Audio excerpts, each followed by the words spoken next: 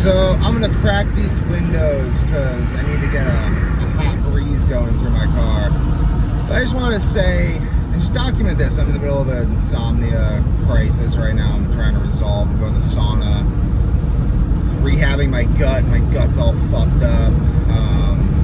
Trying to nap a little bit and there's rest in the middle of the day.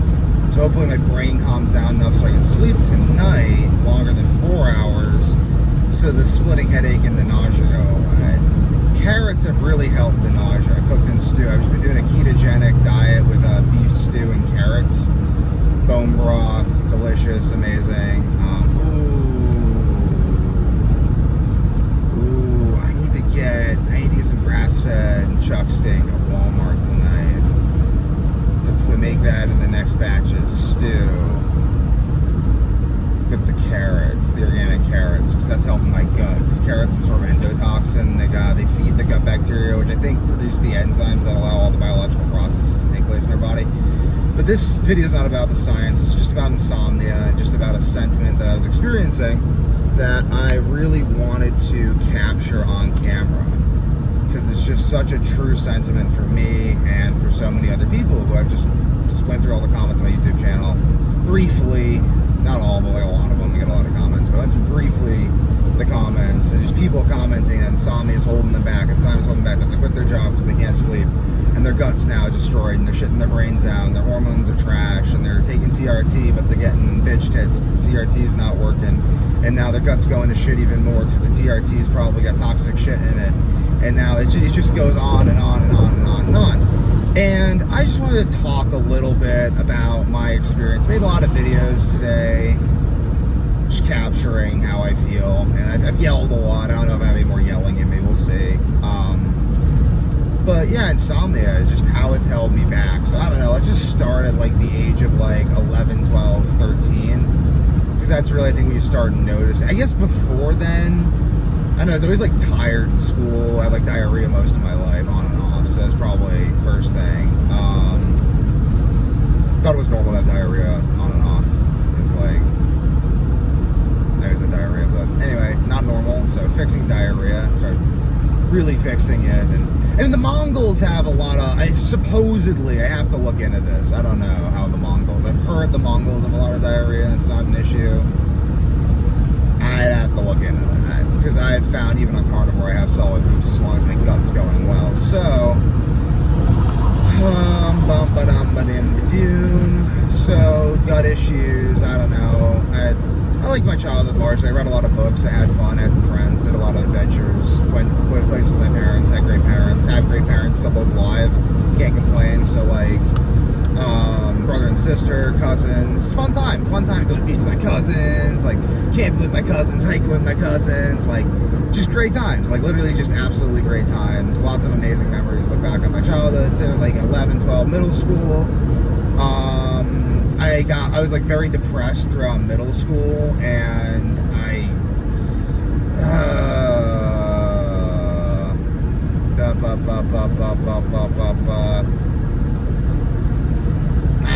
guess I maybe have talked about other places on the internet. I engaged in like self-harm middle school. I'd like cut myself on like tops of my forearms and stuff. I just like wasn't really sleeping ever, and I think it was just kind of like a psychotic thing. I've had psychotic breaks my whole life on like 2 to 3 a year, very, very reliably 2 to 3 psychotic breaks a year, ending at the age of 21. So I think it ended when the insomnia stress largely ended. So as long as I don't have any major insomnia episodes like lasting months and months, I think I won't get any more. Those are not fun. Aside from the insomnia episodes, I would also have cracked heels that like bleed. This kind of suck. I don't know. I became very athletic in high school because I figured out sports and athleticism and nutrition and lifting and lifestyle and recovery to such a major degree because I had to. I was really sleeping in high school because I didn't really know how to fix insomnia yet. I just kind of fixed like everything else. So I would just like do stuff like fast for 2 days and then eat like a ton of food after a workout. Instead, like sleep for like 12 hours after that, but then the next night I'd have insomnia. So I just do these, I just keep varying these weird things, and like learned a lot. I got a lot of it written down in my journals and stuff. Taught me an intuitive approach. That being said, my health still went to complete shit my junior year of high school, even though I wasn't really depressed after. I'll just drop it because this could help people who are suicidal. So I did 400 micrograms of lysergic acid diethylamide. Allegedly, someone may have, let's just say. Let's just say that I'm performance acting, and that this whole channel is obviously performance art, but this particular piece of performance art is shared in a way that's meant to be enlightening. The cops there would be talking. That's meant to be enlightening for those who may otherwise commit suicide. So let's just throw that out there. So someone who's playing the character, I don't know, just what I'm too tired to. The method acting, I don't know. So I did 400 mics of acid when I was a sophomore in high school during the summer. And previously I'd done microdoses. This is all tested stuff. Like I literally chemically tested this stuff, as everyone should, allegedly. Because, I mean, the reason I was interested in it, because Steve Jobs did LSD. He wrote about it, he talked about it, he said it was one of the 2 or 3 most important things he's ever done. And I can honestly attest to the same thing. I think it was really one of the most important things I've ever done. It broke my mind out of this certain realm of limited thinking. And actually, Ray Peat has a whole serotonin dominant hypothesis, and how LSD fixes metabolic issues and brain issues at high doses through correcting serotonin dominance. Interesting stuff to look into. I can't say, because I haven't read that research pretty particular thoroughly, but basically I've read a lot of peripheral research and it makes sense. I just can't say anything definitive because I haven't I have a high standard in my word. My word means a lot to me.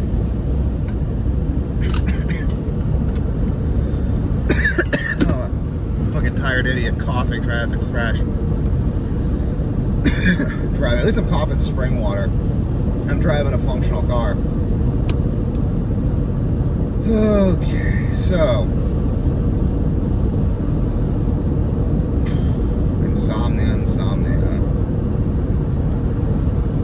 Junior year of high school, erectile dysfunction for a year. Oh, that gave me a lot of confidence issues dating, which I guess became confidence boosters in the end, because I feel like I've transcended to new levels of confidence. Like I learned to talk to women as a 16-year-old with erectile dysfunction, insomnia, candida rash in his genitals, and chronic diarrhea, and maybe mild autism. My confidence is actually they could build a moon tether out of my confidence. But anywho, so, and the things that hold you back end up encouraging you forward, you know what I mean? I was bullied, so I became amazing at wrestling. I was bad with women, so I became amazing with women, and have the most beautiful woman ever as my wife, and we have an amazing relationship because I just figured that shit out like all y'all should, because it's better that way. It's really better when you figure out how to have a really good relationship by knowing yourself and knowing your wife, and then you don't have to fear 1,000 years of marriage. And knowing God too, that helps, because we're all made in the image of God. So you can't really know yourself and know God. But Tao, Christ the eternal Tao,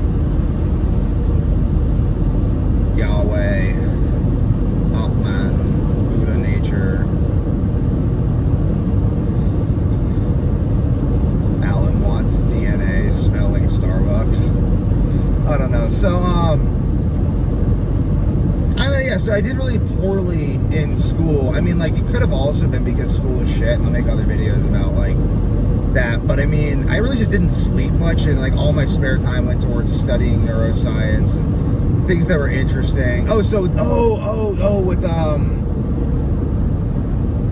LSD. So I was depressed before I did LSD. I just the middle school depression and self-harm. I stopped self-harming after middle school because I made friends, and I just kind of it's just not. Well, I guess.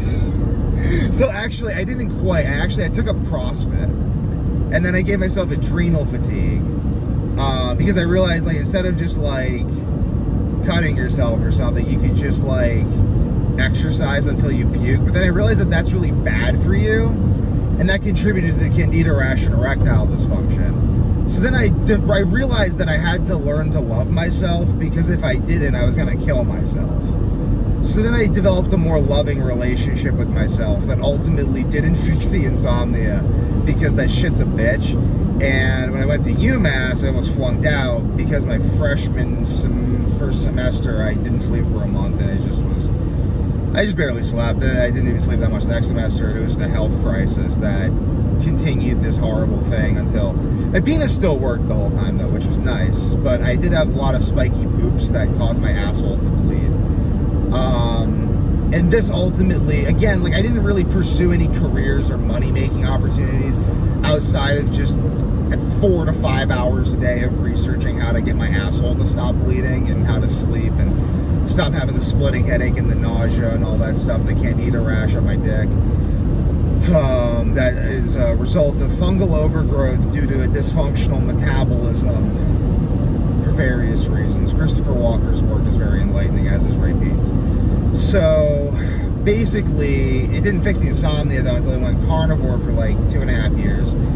And that allowed my metabolism to heal enough to the point where I could just develop, or like, but there's just this thing, like, I just had to like study this shit. So like, I'll just get in, like, so basically I'll talk about how it held me back. So, I mean, in the realm of being amazing at fixing health issues and insomnia, I haven't been held back. I'm the best in the world. Maybe even at fixing gut issues and hormonal issues as well. Like, I dominate.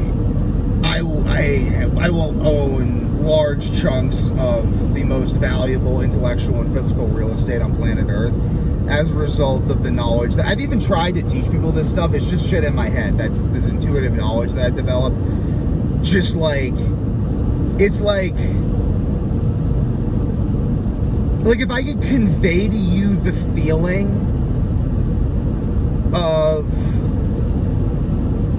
having not slept for over 30 days and 30 nights straight, and like feeling like at any moment you could have a heart attack, a stroke, an aneurysm, puke your internal organs out, shit your internal organs out, feeling like death, having like, so the psychotic breaks that come from being sleep deprived, anyone who's been very sleep deprived or had real psychotic breaks will note this.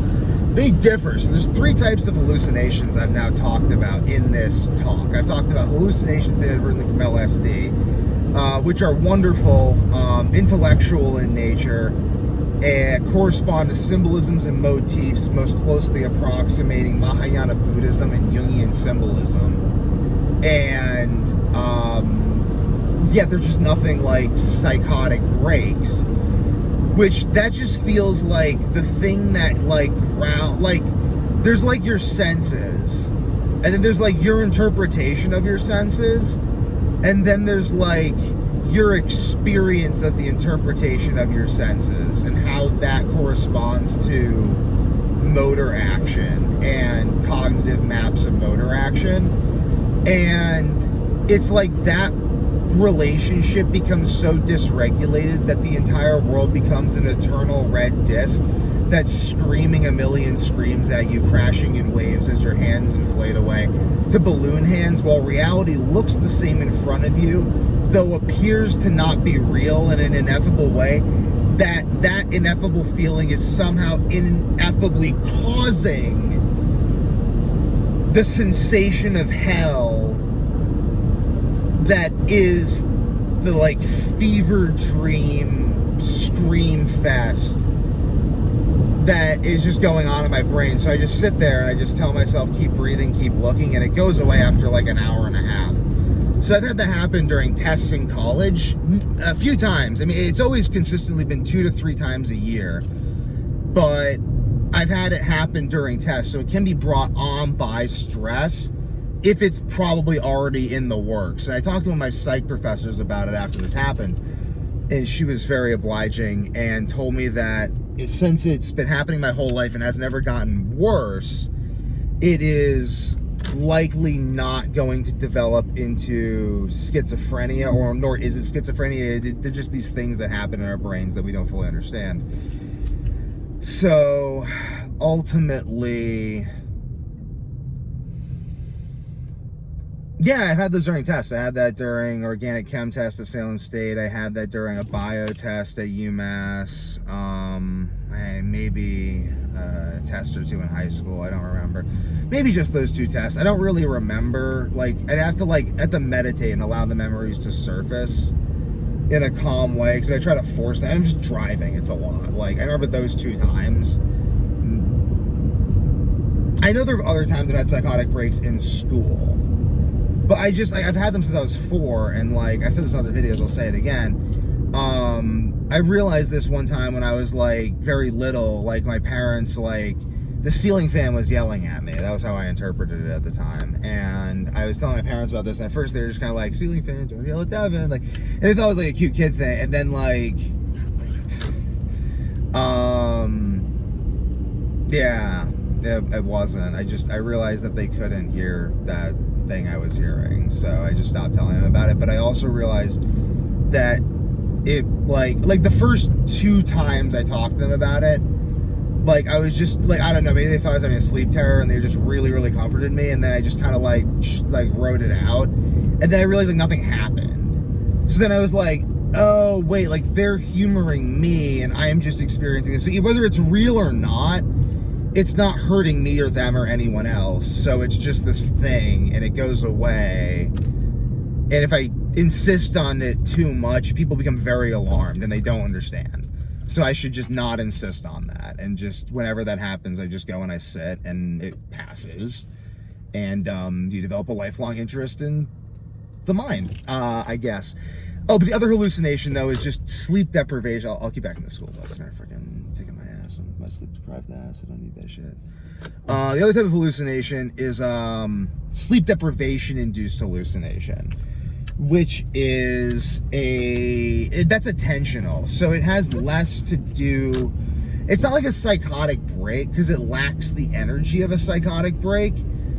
It's more so that my attention has my ability to understand the function of attention and like this whole attention relationship, my abstractor organizer, I call it, it just doesn't work. So you just see the world without abstracting or optimizing it or organizing. Your abstractor optimizer, abstractor organizer. And that continues to such a degree that you begin to forget that you're driving while you're driving. You assume that the things you're thinking of are happening because it's like there's a certain amount of energy to your current thoughts that keeps you in the moment. That's why, that's the reason correspondingly that Weak to Warriors frameworks work so well for expanding consciousness, because as we increase mitochondrial function and metabolic function and total body health to allow for increased mitochondrial metabolic function, especially in the regions of the brain which have the most mitochondria, you experience an increase in the sensation of present energy. It's a great term, present energy, that increases, grounding you more to the moment and to your awareness of the moment through the nervous system. It's just this amazing thing, and I go on and on about that. But I mean, so that's a gift that developed through insomnia, because without insomnia, I never would have paid enough attention to the exact way that my mind fragments and the specific things I have to do to prevent its fragmentation, to notice exactly what's going on here at a psychological level and then equate that to the microbiology and metabolism and the nutrients, whatever. Anyway, I'm tooting my own horn because it deserves to be tooted. If you have insomnia, search my channel, I've solved it. And when I die, if I die young, but when I die, I've told my wife that I want on my tombstone, I fixed insomnia, bitches. And it's gonna have a URL that links to the course, and it'll just, I don't know, maybe I'll give it away for free, maybe I'll sell it, maybe I'll do a whole bunch of things depending on the wealth of the foundation, but leave that there for eternity, just so people know who did what. Establishing the fucking meat. Anyway, that's a old ass reference that maybe 3 people get. But anyway, so I don't think any of you are watching this video. Maybe one, like Jason might get it. But anywho though, so Yeah, basically that attentional function decreases to such a degree that you just don't really know what's going on. Like, it takes a lot of energy to know what's going on. And in the interim of not knowing what's going on, you just experience unmitigated negative emotion. So that everything that is experienced, that though not interpreted, is interpreted as negatively as possible. So that like everything becomes a hallucination trying to kill you at all points in time, through your inability to muster the attention to see that that's not the case, and through the imprint of constant suffering. That's basically sleep-deprived hallucinations, which is why I think the Russians the Soviets, the communist Soviets, who like to torture people. I think sleep deprivation was like their main go-to torture, which I understand. I mean, I really feel like someone who's been tortured for his entire life, for most of it. It's just like, and like the worst thing was like, now at least it's predictable. Like, when I was younger, though, I had no idea when it was coming on or off, and it was just horrible. Like, I would just cry and pray for hours and hours that I would be able to sleep, and I wouldn't. And then I get like an hour, and then I'd wake up, and then it would be like days. It was just this like sleep and rest, where this tantalizing thing just hung out right outside my reach for years, while I shit my brains out, my hormones failed, and my dick didn't work, and I had psychotic breaks. And it's like, it's not that like I didn't tell people about this while I was going through it. I did tell people about it. I told people bits and pieces, and I'd confide in people here and there. It's that like what's the fucking point? Like, am I gonna lament what I'm going through while I'm going through it when it's already horrible as someone who's fixed it? No, I'm gonna confide in like a few people. Like, I told like, I don't know, like, because I didn't even understand it too. Like, my parents, like the psychotic breaks and stuff, like, I didn't tell them about that, but I told them the extent of the insomnia. But like, my grandmother told about the psychotic breaks. My grandmother also has insomnia. I don't know, just like, I told like other like few people about that, like progressively, but it's just like, I didn't want to get locked up. I didn't really understand what was going on in my brain. I'm like, well, I can't sleep ever sometimes in completely unpredictable ways. I feel like certain things I do allow me to sleep or feel better, but I basically need total control over what's going on in my body and in my life to make sure that happens. Especially just when I'm having the health crises. When I'm much healthier, it's not the case. But for most of my life, like that. So then it's like, if I get institutionalized, because like, let's say they think I'm crazy, they're like, let's just try institutionalization. I'm going to be stuck on food that I know is worse quality. And I know food quality because I made that intuitive association that food quality helps me sleep because I feel it. And like I'm just in this weird scape, and like no one's talking about this insomnia I'm experiencing. No one's talking about it at all. Like, everyone's talking about like, oh, you just accept it and then it goes away. And I tried that, and I like gaslight myself into not thinking I had insomnia, and like be like, oh, it's just a stress response. I gaslight myself like that. For years I did. It didn't work, and that was when my health like went to complete shit when I was like 16. I was like that. I promised myself. I was like, because I was also, when I was experiencing weeks without sleeping, I was like, I'm not gonna gaslight myself anymore. This is so real. I'm literally gonna fucking die from this. Like, how can I like fix this? How can I possibly fix this?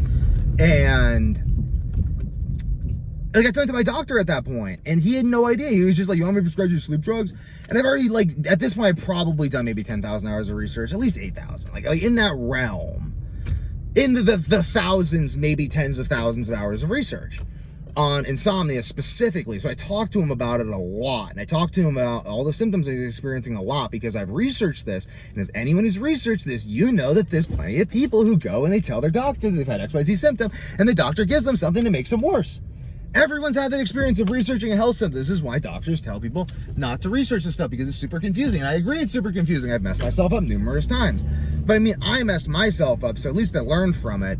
But I basically, I started out following all the medical guidelines and doing everything that like the internet said doctors would recommend.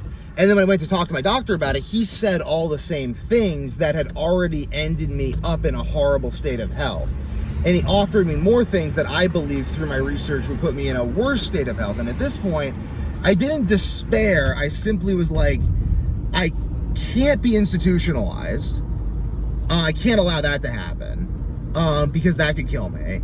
I have to fix this no matter what. And the medical system is going to be of no help to me.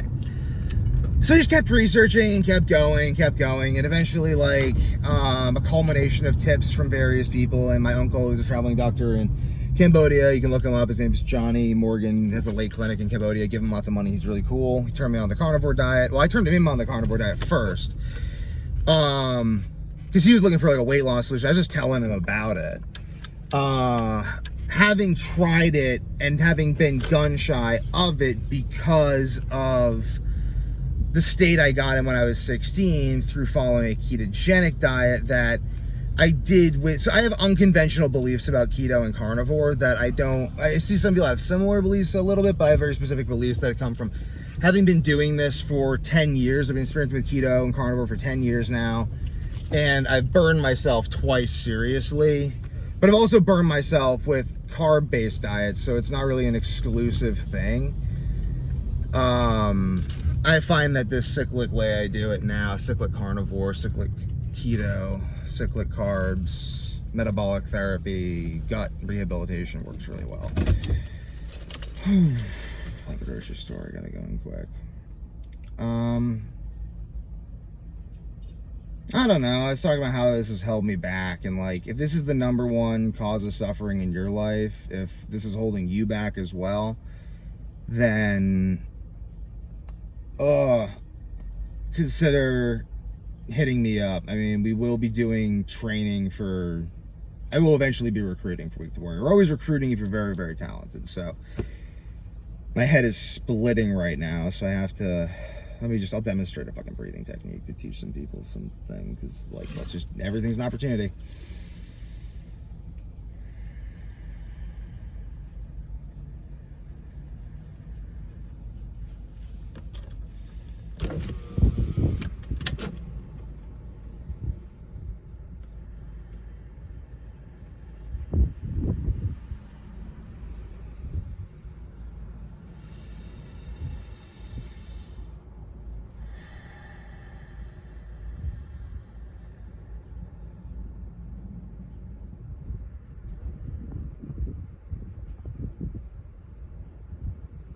I have to focus on relaxing while I do this, like Wim Hof talks about, so the oxygen can reach the capillaries. Otherwise, the tension will prevent the oxygen, which will cause further pain, causing more tension.